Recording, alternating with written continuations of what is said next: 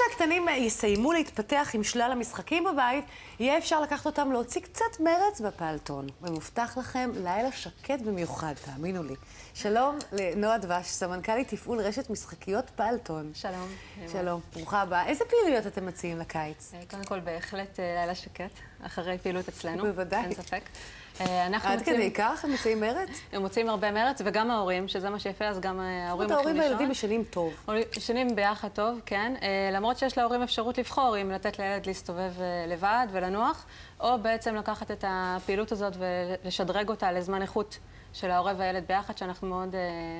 וזה גם בלי להזיע, כי יש מזגן. יש מזגנים, אנחנו נמצאים בתוך קניונים, ברחבי הארץ.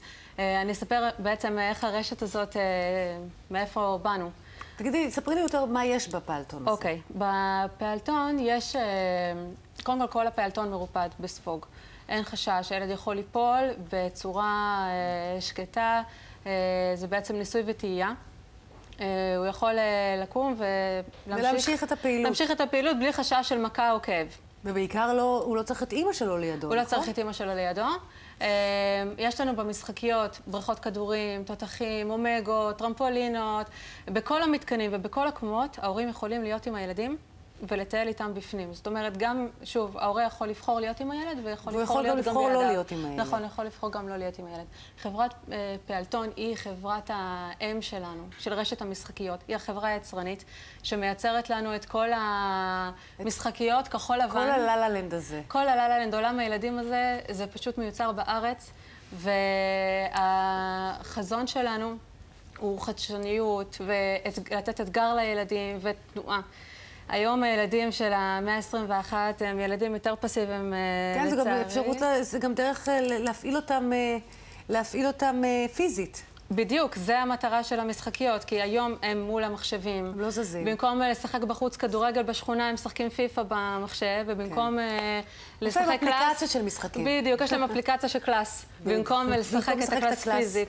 אז כשמגיעים אלינו, הם משחקים פיזית, הם מתנועים, הם זזים. והכל כמובן בכיף ובהנאה יחד עם אתגר. זה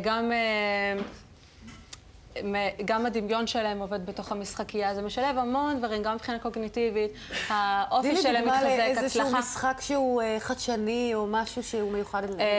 יש לנו ליין חדש של משחקיות שאנחנו פותחים אותם ממש בימים אלה. נקרא פעלולי. המשחקיות האלה הן בנויות ממתקנים שמסתובבים בקצב איטי של שני סיבובים לדקה, בלי הפסקה.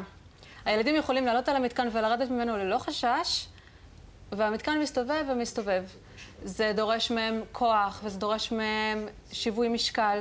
ויחד עם זאת, ריכוז. יחד עם זאת, גם אם נופלים, שאנחנו מעודדים גם את הנפילה הזאת, כי ממנה נופל וקם.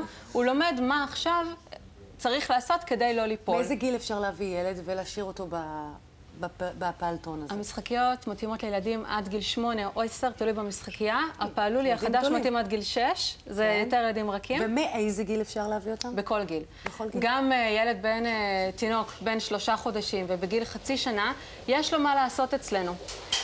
אני אתן לך דוגמה. ממש בקצרה, כי אני אימא לילדה קטנה, בגיל חצי שנה, עוד לא התחילה לשחול, שמתי אותה במשחקייה. והיא יצאה במשחקייה, זכלה? הילדה זוכלת. הילדה התחילה לזחול. תקשיבי, היא פשוט, זה מרחב מוגן. זה מגרה, יש הרבה גירוי. זה מרחב מוגן, הם מרגישים בטוח להתחיל ולנסות... שכנעת אותי, גם מזגן, גם משחקים, גם לילה שקט עובר על כוחותינו. מה צריך יותר מזה? נכון, אנחנו בימים אלה עובדים... אנחנו סיימנו? סיימנו. אני חושבת שדיברנו מספיק על הפעלתון, זה היה נפלא. אטרקציה נהדרת לקיץ. תודה רבה.